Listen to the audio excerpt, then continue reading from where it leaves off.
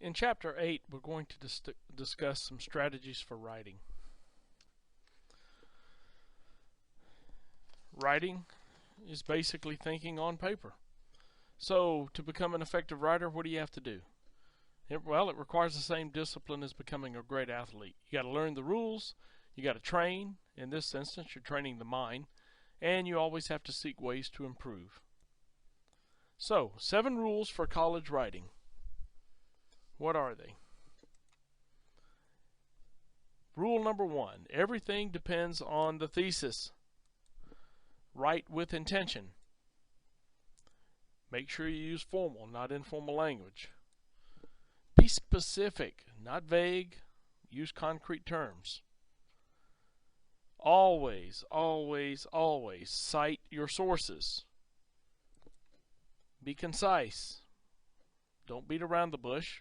Get straight to the point. And don't use I, we, or you. So, there are a lot of different terms that are used in the place of thesis. You may see it as a position or a stance. You may see it as an argument, a claim, or a premise.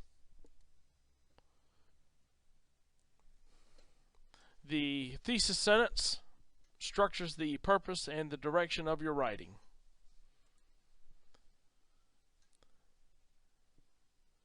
And when you read the thesis sentence, it gives the reader an insight as to what they're going to be reading. If your paper doesn't have a thesis sentence, then it's like a ship without a rudder. It's just going to drift aimlessly. It does not make sense. You typically are not able to tie your data together.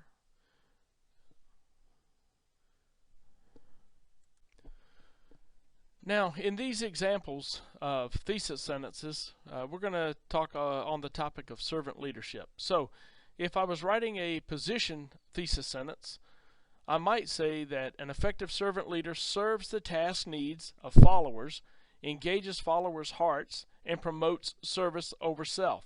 I'm taking a position, and I'm going to have to provide data to support my particular position. I could also make a claim thesis sentence. I could make the claim that servant leaders provide followers task needs and encouragement and promote service over self. And if I decided to write this thesis sentence as a premise, I could say that this paper critically analyzed a servant leadership style to determine effect of this leadership style on followers' perception of task needs met, encouragement, and selfless role modeling. Rule number 2, we're going to write with intention. And the first thing is we need to write from a plan. Well, how do we obtain that plan? You're going to start with that thesis sentence. And the thesis sentence is going to form the basis of your writing plan. The thesis sentence is going to provide structure for an outline. So if you have specific topics mentioned in an outline, if they do not support and correlate to the thesis sentence, then it's unnecessary or it's just a waste of time. So anything that you have on the outline should directly support that thesis sentence. So let's look at an example of a thesis. An effective servant leader serves the task needs of followers, engages followers' hearts, and promotes service over self. So if I was conducting an outline, I could say that the topic or the title would be an effective servant leader does what? Item number 1, they serve the task needs of followers. They engage followers' hearts, and they promote service over self. All 3 of those items directly correlate to the topic or the thesis. An effective servant leader does what? Rule number 3 is going to talk about writing in formal language. We want to make sure that when we are conducting college writing that we utilize precise words and words that correlate to the professional environments in which we deal. We also want to make sure that we are using proper grammar. And one of the things that you should do early on in your academic career is complete the English 1301 and 1302, and this will set the groundwork, if you will, for better formal writing.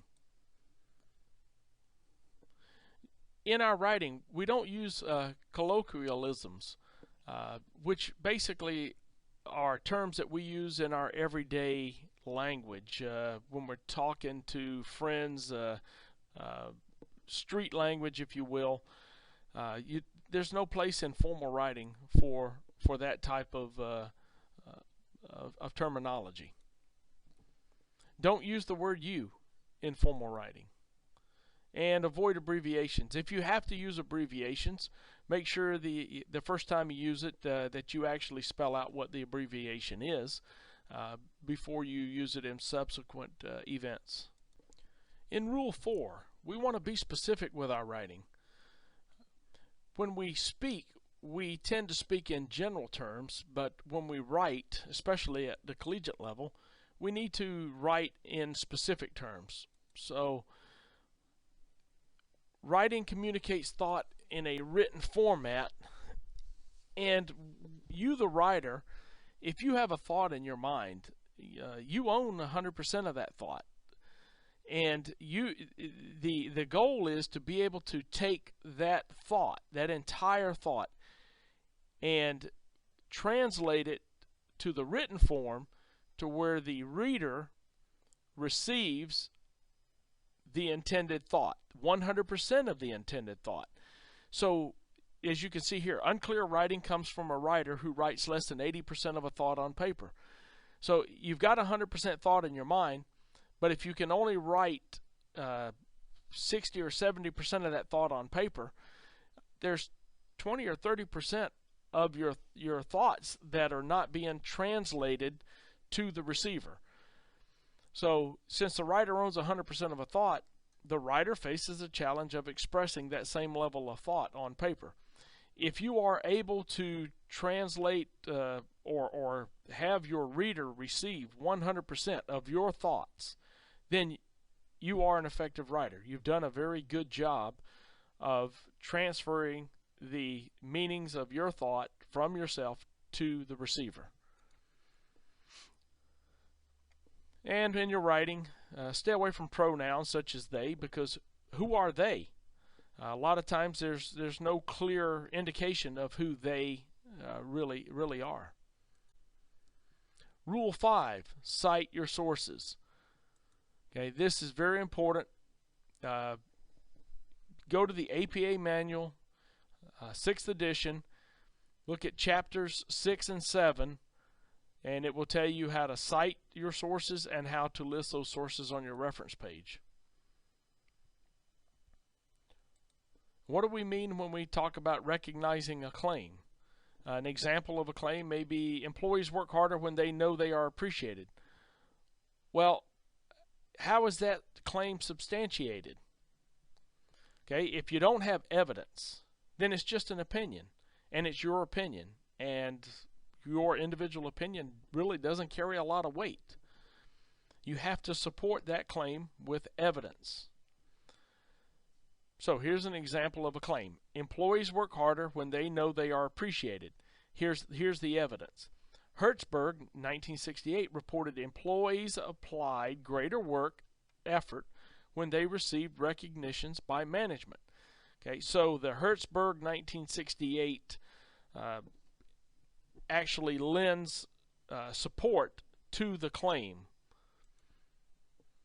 Rule 6, be concise. Who wants to read 15 pages when you could actually make the same point in 5 or 6? So if you give your boss 15 pages of busy talk on a paper, you were not concise and your boss is not happy. If you give the professor 15 pages of busy talk, you won't be happy with the grade. Get to the point. Be concise.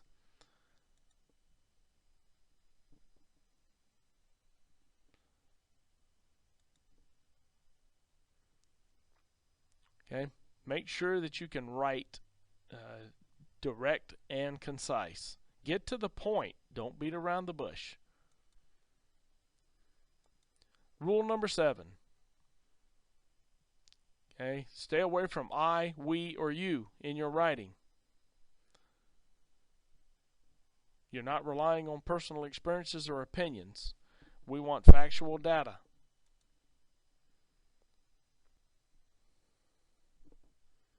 You need to do the research, gather the facts, and cite those authoritative sources.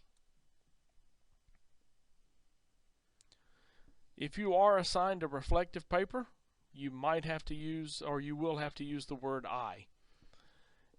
Currently in the exit seminar, students are required to write a reflective paper on their experiences at Wayland Baptist University. And in that reflective paper, it is their experiences, so it is written in the I format, first person. Make sure you understand your writing assignment. Brainstorm. What do we mean about brainstorm? It's where you just start randomly, arbitrarily throwing out ideas, putting them on paper, and then at a later time go back and look at them and sort through them. Make sure you read about the topic. If you need to, use a mind map to show those relationships. If you need to use a journal to capture your thoughts, that's fine. After you've done your research, you've done your reading, you've developed your mind map, you can look back at your journal. Hopefully at this point you can develop a position on the paper, and this will, or on the topic, and this will give you the basis for your particular argument. Develop a draft thesis sentence. Develop that outline that supports the thesis sentence. Remember, if you've got any elements in that outline that don't directly correlate to that thesis sentence, do away with it, because it's a waste of your time.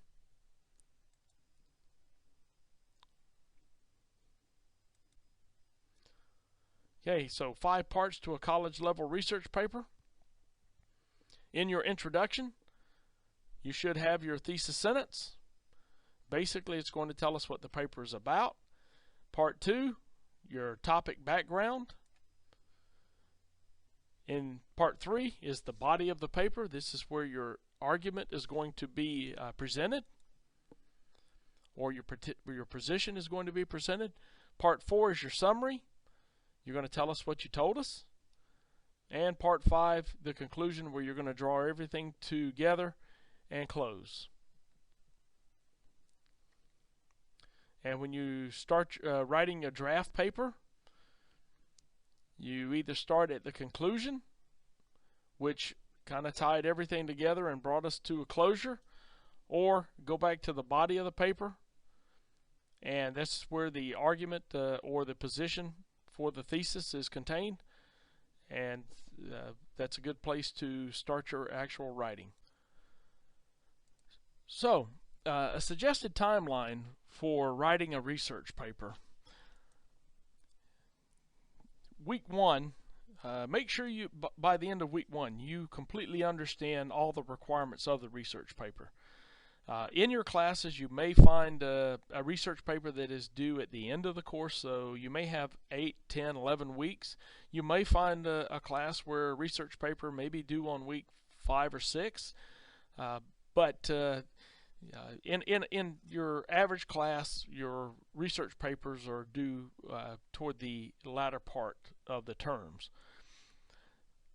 In week 2, you should already be doing some reading on your topics. You should be capturing your thoughts and questions.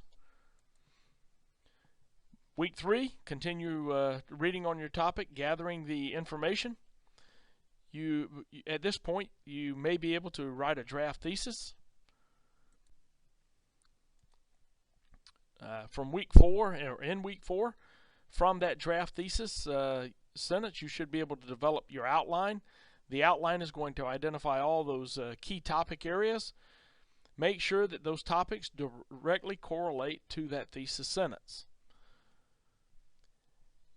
As you are doing your reading and actually conducting research, make sure that when you come across a source that that you want to use for gathering your information, make sure that you note the title of the book or the title of the article, the author, and the year of publication. It will help you when you start writing your reference page. Week 5, you should be able to write that thesis sentence and begin writing your draft paper. Week 6, you should be working steadily on your draft research paper by this time, and by week 7, hopefully you are at the end of the process where you finish in your draft. Once you complete your draft, it's worthwhile to put it aside for a little while, whether it's 2, 3, 4, even 5 days. Come back with some fresh eyes, fresh mind, before you start reviewing it again. When you get into week 8, read and revise that draft research paper. Make sure that your argument is sound. Review it for grammatical correctness. And you may look to find an outside source that would read your paper for you.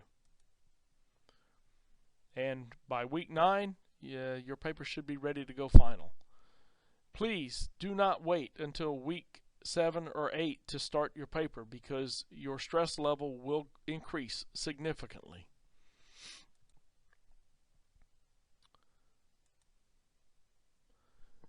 Okay, so avoid this. Weeks 1 through 9, you don't do anything. Week 10, the night before it's due, you do an all-nighter. Okay, if you do the all-nighter, yep, you're going to get the paper turned in. But you're probably not going to receive the grade that you desire. You'll probably receive the grade that you deserve.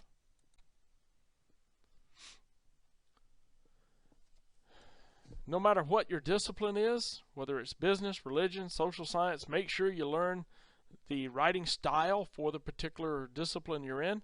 If you're in business, management, and social science, you are going to use the APA. If you're a religion major, you're going to use Turabian. Make sure that you complete English 1301 and 1302 early on, and take the research writing course by the 3rd term, because it will help you for the remainder of your collegiate career. Do not wait until the last term to take the research writing methods. Okay, take it early on. It will kind of lay the foundation for you and help you in all your other classes.